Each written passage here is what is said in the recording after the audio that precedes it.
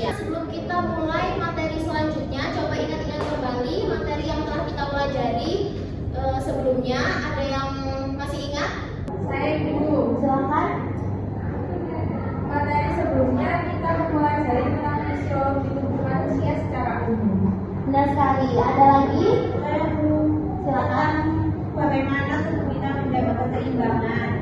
Benar sekali ya anak-anak yang sudah disampaikan oleh kedua teman kalian. Hari ini kita akan melanjutkan pembelajaran selanjutnya, yaitu anatomi fisiologi kulit dan rambut. Nah, materi ini tentunya sangat penting untuk kalian sebagai calon ahli kecantikan karena akan berhubungan langsung dengan perawatan kulit. Nah, anak-anak, apa yang kalian pikirkan tentang perbedaan kulit? Perbedaan kulit kan ada kulit berjerawat, kulit berminyak, kulit kering, kulit sensitif. Apakah ada yang pernah mencoba untuk mengenali jenis kulit kalian sendiri? Pernah, Coba ada yang bisa menyebutkan?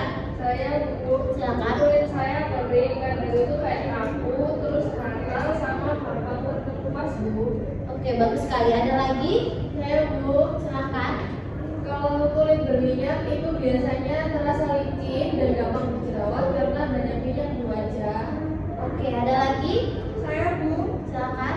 Sedangkan kalau kulit sensitif itu bakal iritasi, merah, dan biasanya reaksi dengan produk-produk tertentu.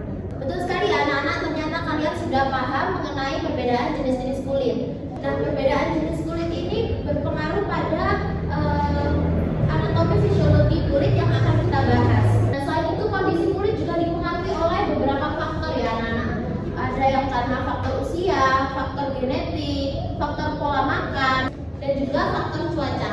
Nah, baik anak-anak, selanjutnya kita akan membahas anatomi fisiologi pada kulit dan rambut ya. Nah, berikut adalah konsep dasar anatomi fisiologi kulit. Kulit merupakan bagian salah satu organ tubuh manusia yang paling luas, yang diperkirakan dapat mencapai 2 meter pada orang dewasa. Secara umum, organ kulit ini memiliki berat 15% dari berat badan kita. Nah, konsep anatomi fisiologi dibagi menjadi dua, yaitu anatomi dan fisiologi. Anatomi secara ilmu anatomi itu artinya adalah struktur atau bagian-bagian dari tubuh kita yang mempengaruhi satu sama lain. Selanjutnya ada fisiologi kulit. Fisiologi kulit ini yaitu adalah fungsi dari kulit itu sendiri, yaitu termasuk dari perlindungan pada kulit, pengaturan suhu tubuh, sintesis vitamin D atau pembentukan vitamin D, dan juga sebagai sistem ekskresi. Nah, struktur dari anatomi fisiologi kulit dan rambut itu dibagi menjadi 3 poin utama, yaitu epidermis, dermis, dan juga hipodermis. Pertama kita akan mempelajari tentang epidermis atau kulit ari, yaitu kulit bagian terluar dari tubuh manusia. Nah, dalam epidermis terdapat beberapa bagian lagi. Yang pertama adalah dead cell atau sel kulit mati. Selanjutnya ada stratum corneum. Stratum corneum itu adalah sel kulit yang dapat kita lihat secara langsung, yaitu bagian terluar atau sel kulit tanduk. Selanjutnya ada stratum lucidium. Stratum lucidium ini adalah sel kulit yang keras. Biasanya hanya ada di telapak tangan dan juga telapak kaki. Selanjutnya ada stratum granulosum dan stratum spinosum. Keduanya ini merupakan sel pembentuk kulit itu sendiri. Selanjutnya ada stratum basale. Stratum basale ini adalah butiran sel yang berfungsi untuk melindungi kulit kita dari paparan sinar matahari. Selanjutnya kita lanjutkan ke bagian dermis. Dermis disebut juga dengan kulit jangan.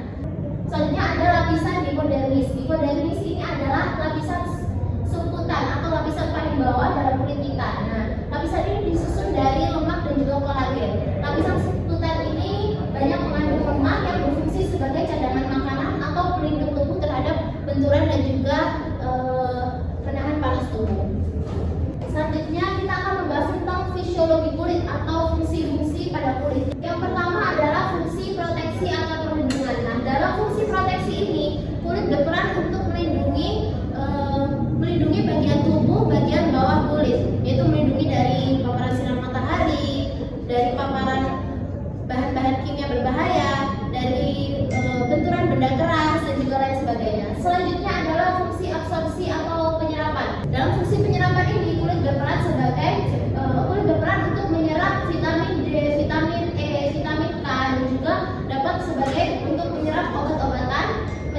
oksigen dan juga karbon dioksida. Selanjutnya adalah fungsi ekskresi atau fungsi pembuangan.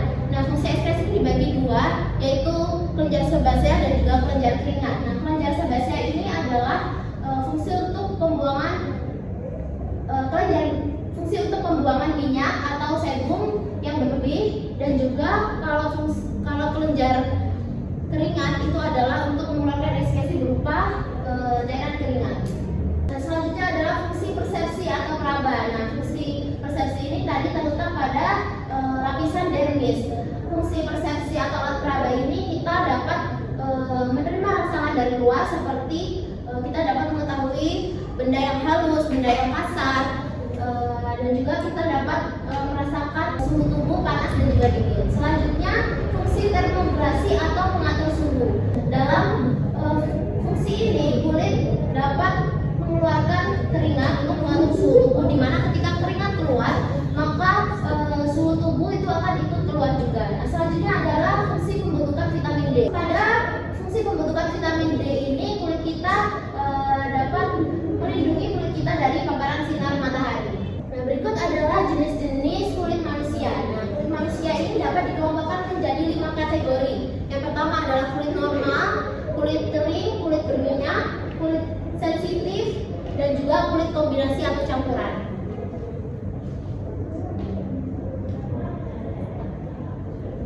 Selanjutnya berikut adalah kelainan dan juga penyakit pada kulit manusia. Yang pertama ada jerawat. Jerawat ini merupakan kondisi kulit ketika folikel rambut itu tersumbat oleh minyak dan juga sel kulit mati, sehingga menyebabkan peradangan dan pembentukan nanah. Selanjutnya ada melanosis. Melanosis ini merujuk pada peningkatan pigmen melanin pada kulit yang menyebabkan bercak-bercak gelap atau bintik, atau yang biasa kita sebut sebagai flek hitam. Selanjutnya ada kelainan dan penyakit pada kulit manusia. Yang ketiga yaitu herpes. Herpes ini adalah infeksi virus yang disebabkan oleh virus herpes simplex yang merupakan lekukan berisi cairan pada kulit dan juga selaput lendir. Selanjutnya ada psoriasis. Psoriasis ini adalah gangguan autoimun yang kronis yang menyebabkan pertumbuhan sel kulit yang cepat, sehingga menghasilkan bercak merah dan bersisik pada kulit. Biasanya psoriasis ini terletak pada siku, tangan, dan juga kaki, yang rasanya biasanya gatal sekali ya anak-anak. Nah, sampai sini kita sudah mempelajari anatomi dan juga fisiologi kulit. Selanjutnya, sebelum kita menuju ke anatomi fisiologi rambut, apakah ada pertanyaan? Saya Bu, silakan. Bu, apakah perbedaan jenis kulit itu bisa berubah seiring waktu? Bagus sekali pertanyaannya, Cindy. Jenis kulit memang dapat berubah-ubah. Misalnya pada saat kita sedang pubertas. Pada saat kita sedang pubertas, hormon pada tubuh kita tentunya akan meningkat, sehingga kelenjar minyak kita akan meningkat dan juga dapat menyebabkan timbulnya kulit yang berjerawat dan juga lain sebagainya. Selanjutnya, jenis kulit juga dapat dipengaruhi oleh faktor genetik dan juga faktor usia. Oke, anak-anak, kita sudah mempelajari tentang anatomi fisiologi kulit. Selanjutnya kita akan melanjutkan ke konsep dasar anatomi fisiologi rambut.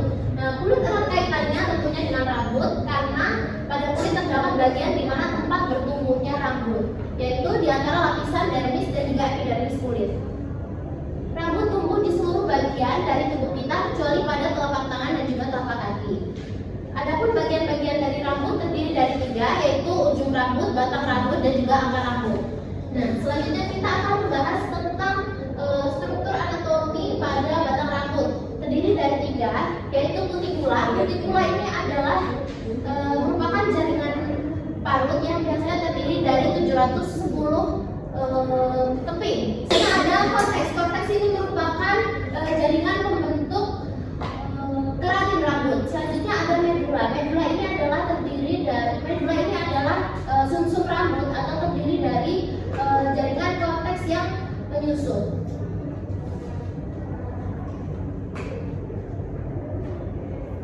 Selanjutnya kita akan memahami tentang fase pertumbuhan rambut.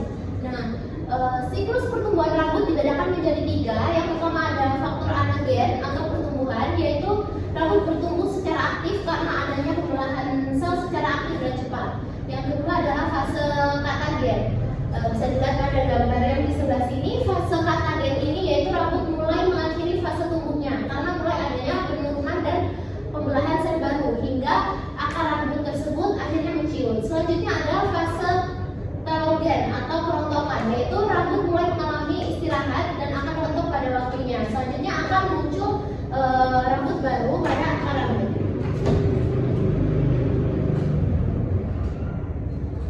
Selanjutnya kita akan memahami tentang fungsi rambut. Yang pertama adalah melindungi kulit kita dari faktor eksternal seperti virus, bakteri, debu, kotoran, dan juga suhu panas maupun dingin. Selanjutnya bisa membantu tubuh kita dalam mengatur suhu tubuh, lalu menahan keringat untuk masuk ke mata, yaitu fungsi dari rambut bulu mata dan juga alis. Selanjutnya menjadi alat media dalam menerima dan menyalurkan sensor atau rangsangan, yaitu yaitu bisa terdapat dalam kulit tangan dan juga kulit kaki. Ketika ada nyamuk ataupun lalat, kita dapat menerima sensor ataupun rangsangan. Nah, selanjutnya berikut adalah kelainan dan penyakit pada rambut. Yang pertama adalah ketombe. Ketombe ini merupakan pengerupasan kulit yang berlebih yang menyebabkan serpihan putih pada rambut. Selanjutnya ada dermatitis seborrheic, yaitu peradangan kulit kepala yang menyebabkan kulit merah, berminyak, dan juga bersisik. Selanjutnya ada folikulitis, yaitu infeksi pada folikel rambut yang menyebabkan benjolan merah atau pustular. Selanjutnya yang terakhir ada albinisme, yaitu kondisi genetik yang menyebabkan kekurangan melanin sehingga menghasilkan kulit rambut dan juga warna yang lebih terang. Nah, anak-anak, kita sudah mempelajari tentang struktur anatomi fisiologi kulit dan rambut. Nah, sekarang kita akan melanjutkan dengan penugasan. Nanti akan dibagi menjadi 3 kelompok. Kelompok 1 adalah kelompok paling depan, kelompok 2 yaitu di belakangnya, dan kelompok 3 di belakangnya lagi. Nanti setiap kelompok akan dikasih lembar diskusi yang akan kalian kerjakan, lalu nanti akan ibu pilih untuk presentasi ke depan. Nah, sebelum ibu membagikan soal untuk kalian diskusi dengan kelompok, silakan amati video berikut ini.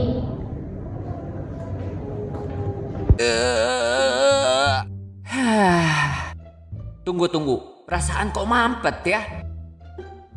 Waduh, pantesan mampet. Ada yang ngehalangin ternyata. Kalau gini bisa muncul komedo di wajah si bos. Yang menghalangi keluarnya sebum adalah sel kulit mati yang terletak di lapisan kulit terluar atau biasa disebut epidermis. Komedo ada 2 jenis. Yang pertama adalah blackhead dan yang kedua adalah whitehead. Komedo blackhead akan berwarna hitam dikarenakan masih terdapat ruang untuk masuk udara di daerah sumbatan dan menyebabkan daerah yang tersumbat terpapar oleh oksigen.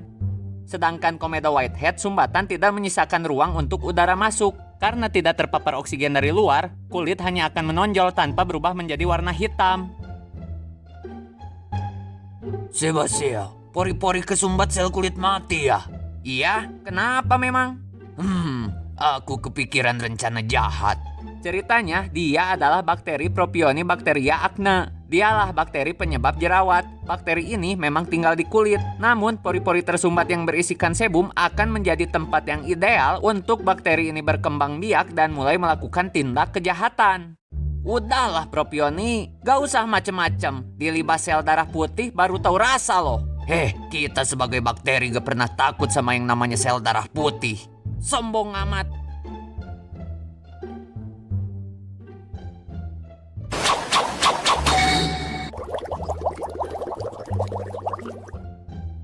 Halo brother sekalian, kalian mau bantuin aku gak? Bantuin apa brother?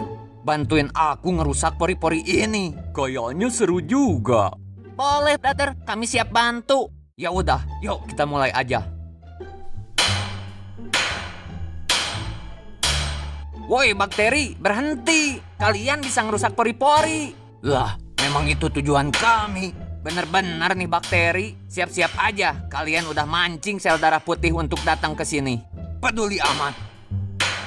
Ketika bakteri mulai merusak pori-pori, maka akan terjadi infeksi yang akan memicu datangnya sel darah putih yang akan memerangi bakteri untuk mencegah terjadinya infeksi berkelanjutan. Datang juga. Napa? Mau ngajak smackdown? Aku mendapat perintah dari markas cabang kulit wajah untuk eksekusi kalian. Ngapain takut sama sel darah putih yang datang sendiri? Jangan salah paham, kami gak pernah kerja sendirian. Barudak, eksekusi mereka semua. Sel darah putih yang berkumpul pada pori-pori yang rusak akan menimbulkan jerawat dengan warna putih di bagian tengahnya.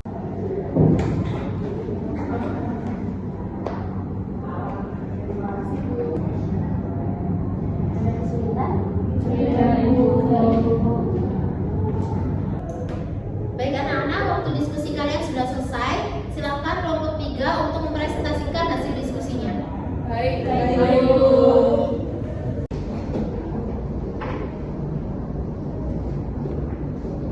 Assalamualaikum warahmatullahi wabarakatuh. Waalaikumsalam warahmatullahi wabarakatuh. Kami dari kelompok 3 akan mempresentasikan dari hasil diskusi kami. Untuk yang pertama, pertanyaannya, apa saja lapisan kulit yang terlibat dalam proses terbentuknya jerawat? Jelaskan peran masing-masing lapisan tersebut. Dari hasil diskusi kami, jerawat melibatkan 3 lapisan kulit, yaitu yang pertama epidermis, lapisan kulit terluar yang menjadi tempat pori-pori berada. Pori-pori ini sering tersumbat oleh minyak berlebih dan sel kulit mati yang memicu terbentuknya jerawat.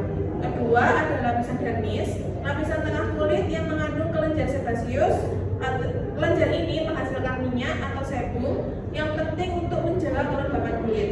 Namun, produksi minyak yang terlalu banyak dapat menyebabkan pori-pori tersumbat dan memicu jerawat. Yang ketiga ada lapisan hipodermis. Lapisan ini adalah lapisan terdalam kulit yang berfungsi mendukung struktur kulit. Meskipun tidak secara langsung terlibat dalam proses jerawat, hipodermis membantu menjaga kondisi kulit tetap sehat secara keseluruhan. Berikutnya pertanyaan nomor 2, apa peran kelenjar sebasius dalam pembentukan jerawat dan apa yang terjadi jika produksinya berlebihan? Kelenjar sebasius menghasilkan minyak atau sebum yang berfungsi melindungi kulit dan menjaga kelembapannya. Namun jika produksi minyak terlalu banyak, minyak dapat bercampur dengan sel kulit mati dan menumpuk di pori-pori. Kondisi ini menyebabkan pori-pori tersumbat sehingga memicu munculnya jerawat. Oleh karena itu, penting untuk menjaga produksi minyak kulit tetap seimbang agar kulit tidak mudah bermasalah. Lalu untuk pertanyaan nomor 3, bagaimana bakteri seperti Propionibacterium acnes mempengaruhi proses terjadinya jerawat? Propionibacterium acnes adalah bakteri yang secara alami ada di kulit kita. Dalam kondisi normal, bakteri ini tidak berbahaya. Namun jika pori-pori kulit tersumbat oleh minyak berlebih dan sel kulit mati, bakteri ini akan berkembang biak lebih cepat. Aktivitas bakteri tersebut memicu peradangan darah kulit yang ditandai dengan kemerahan, pembengkakan, dan nyeri. Peradangan inilah yang menyebabkan jerawat menjadi lebih parah. Baik, untuk pertanyaan nomor 4, mengapa penting untuk memahami proses terjadinya jerawat bagi seorang calon ahli tata kecantikan? Hasil diskusi kami yaitu memahami proses terjadinya jerawat sangat penting bagi calon ahli tata kecantikan karena jerawat adalah salah satu masalah kulit yang sering dialami oleh klien. Dengan pemahaman ini, kita dapat memberikan edukasi kepada klien tentang cara mencegah dan merawat jerawat. Selain itu, kita bisa membantu mereka memilih produk skincare atau jenis perawatan yang sesuai dengan kebutuhan kulit mereka. Pengetahuan ini juga membantu kita terlihat lebih profesional dalam memberikan solusi yang tepat dan dapat meningkatkan kepercayaan klien terhadap layanan kita. Baik, sekian dari hasil pemaparan diskusi kami. Saya tutup. Assalamualaikum warahmatullahi wabarakatuh. Waalaikumsalam warahmatullahi wabarakatuh. Baik, terima kasih untuk presentasinya kelompok 3. Nah, kita sudah memahami ya anak-anak tentang anatomi dan fisiologi kulit dan juga rambut. Kita memahami struktur-struktur pada rambut dan juga kulit. Kita juga memahami fungsi-fungsi pada rambut dan juga kulit dan juga macam-macam penyakit pada kulit. Baik, kita sudah menyelesaikan pembelajaran pada kegiatan pagi hari ini. Mari kita tutup pembelajaran kali ini dengan doa bersama. Silakan ketua kelas untuk memimpin. Baik, sebelum mengakhiri pembelajaran pada siang hari,